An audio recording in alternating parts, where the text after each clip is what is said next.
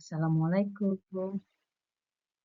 saya Rina Azhar, CGP Angkatan 8 Kota Payakumbuh dari SMK Negeri 2 Payakumbuh. Baik, saya akan memaparkan tentang modul 2.1 koneksi antar materi tentang pembelajaran berdiferensiasi.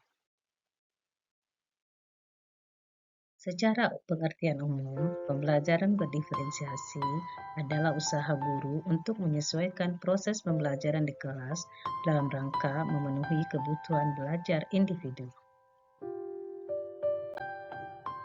Kebutuhan belajar murid dilihat dari 3 aspek. Yang pertama adalah kesiapan belajar murid. Yang kedua, minat murid. Dan yang ketiga adalah profil belajar murid.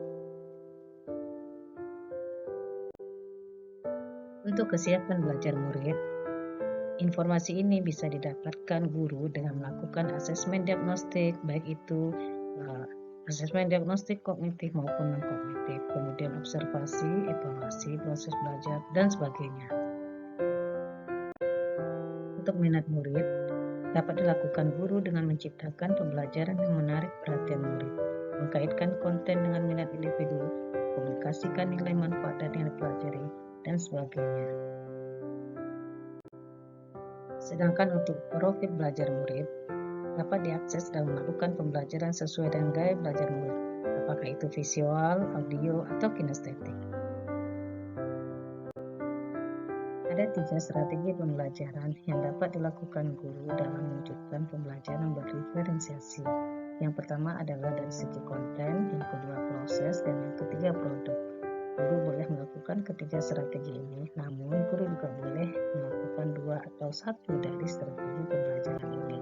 Yang penting, semua strategi pembelajaran dilakukan guru berdasarkan kebutuhan belajar peserta didik.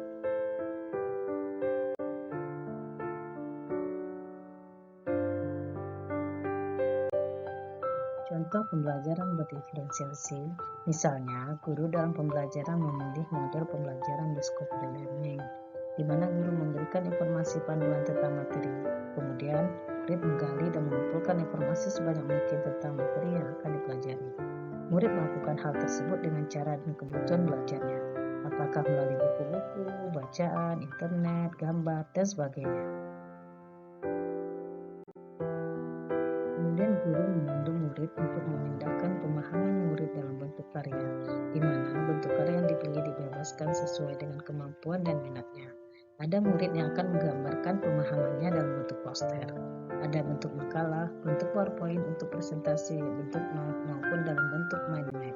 Semua produk yang dihasilkan berdasarkan kebutuhan belajar mereka. Dapat kita lihat dari contoh tadi bahwa guru sudah melakukan pembelajaran berdiferensiasi dari segi proses dan produk, di mana murid mencari informasi sesuai kebutuhan dan minat mereka. Ada yang melalui internet, buku-buku, dan sebagainya. Dalam produk, guru juga sudah melakukan diferensiasi, di mana produk yang dibuat murid untuk menerjemahkan pemahamannya sudah dibebaskan sesuai kebutuhan belajar murid. Ada yang membuat dalam bentuk gambar, makalah, dan sebagainya. Yang tak kalah penting harus diperhatikan guru dalam pemenuhan pembelajaran berdiferensiasi adalah lingkungan belajar. Guru harus bisa menyediakan lingkungan belajar sesuai kebutuhan belajar murid. Guru harus bisa menyediakan pembelajaran yang mengembangkan sikap-sikap dan praktek-praktek pembelajaran di lingkungan belajar yang berdiferensiasi. Lingkungan pembelajaran berdiferensiasi akan terlihat di mana setiap orang dalam kelas akan menyambut dan merasa disambut dengan baik. Setiap orang merasa dihargai, murid merasa aman, ada harapan bagi pertumbuhan dan berkolaborasi untuk pertumbuhan bersama. Ada keadilan dan guru mengajar memang fokus untuk mencapai kesuksesan muridnya.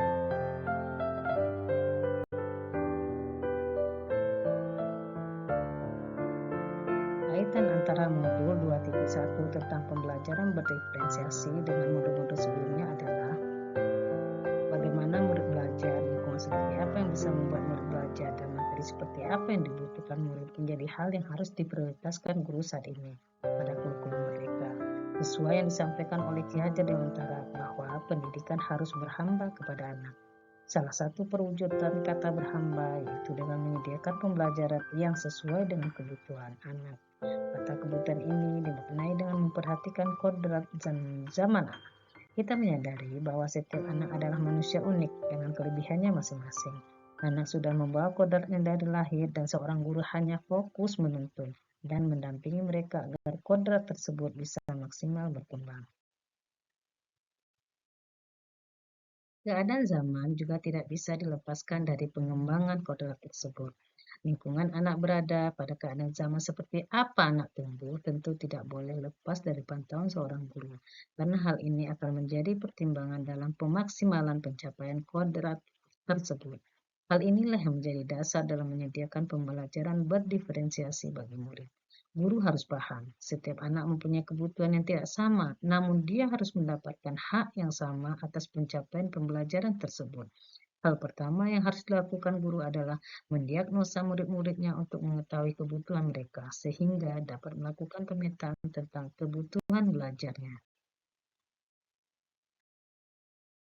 Demikian pemaparan saya tentang koneksi antar materi pada pembelajaran berdiferensiasi modul 2.1.